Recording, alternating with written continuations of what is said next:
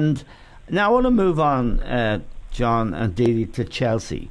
What would you say, John, if I told you that Chelsea are looking to sign Peter Crouch on loan from Stoke, and at the same time there's a guy called Slimani at Leicester who can't get in the side. He's a bit of a donkey. They're also interested in him, and they've signed Drinkwater from Leicester, who is a midfield donkey. What's going on? Are they trying to provoke Conte to leave, do you think? Well, that would be the obvious conclusion to come to, Eamon.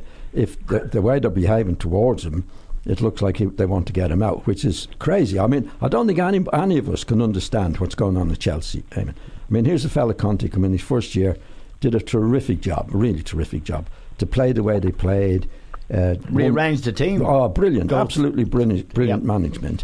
And before he knows it, Matic, one of his main players, is sold to one of the biggest rivals again, Manchester United, without his say-so. So he's actually said publicly, I've no control over the transfers. I can't see him lasting beyond this season. There's no way he's going to put up with that. If he has to compete with Manchester United now and Manchester City particularly, and he can't bring the players in, and some of the players they're actually bringing in are looking to bring in, it's actually an insult to him.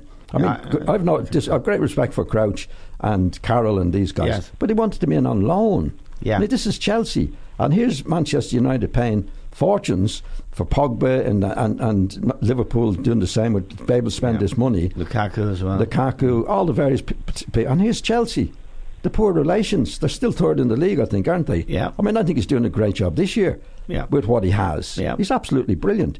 And the way they're treating him certainly looks like they want to get rid of him. And they're going the right way about it. Yeah, Didi, it's fascinating. I mean, they've got Ross Barkley as well, who was an underachiever, I think, and Ronald Koeman didn't fancy him at Everton. They bought him for 15 million. Drinkwater, loans for Peter Crouch and Slimani. This looks to me as if Abramovich has had a look at the Qataris in Paris, the guys from Abu Dhabi at Manchester City, and I think he's put his checkbook in a drawer and he ain't getting it out for a while, if ever again. Yeah.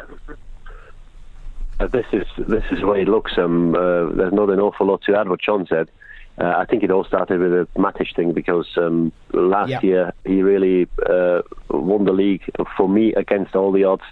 I didn't give him a chance, which doesn't need to mean anything, but in the end they did, and I think they did because they can play Matic in the heart of midfield, and they just outplayed and outbattled every team they played, and games are won in midfield, in the engine room. Of course, you need a good defence and you need somebody to put the goals away, put the chances away.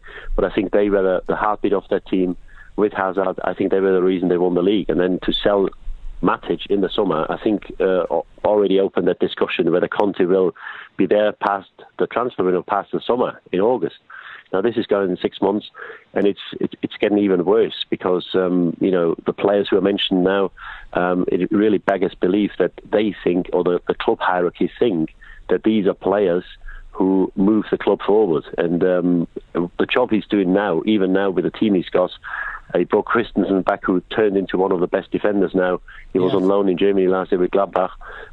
He's a fantastic player, so obviously they create value in different or certain areas. But the job he's doing, even now with the team he's got, I think is amazing. If he were to finish in the top four this season, I think it's probably as much an achievement as winning the league last season. Yeah, it is an amazing achievement, and it's very sad to see a guy with that kind of passion being abused, John, isn't it? Yeah, it's hard. It must be heartbreaking for him, I mean, because we see him, he's an enthusiastic guy, he's done a great job before with he's been a great manager, and he as Lily said there, performed a miracle last year and performed another miracle this year. Yeah. And they're treating him badly. I mean, there's no way he's going to stay. I mean, his future's at stake.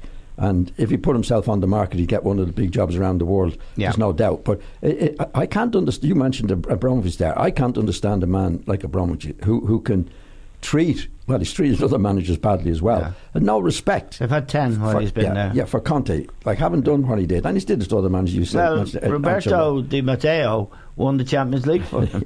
And he sacked him 3 months later. And Ancelotti won the double one year and didn't do it now. Yeah. So he's no respect for football people. And I think the way he's treating Conte, I think there's going to be no alternative for Conte but to move.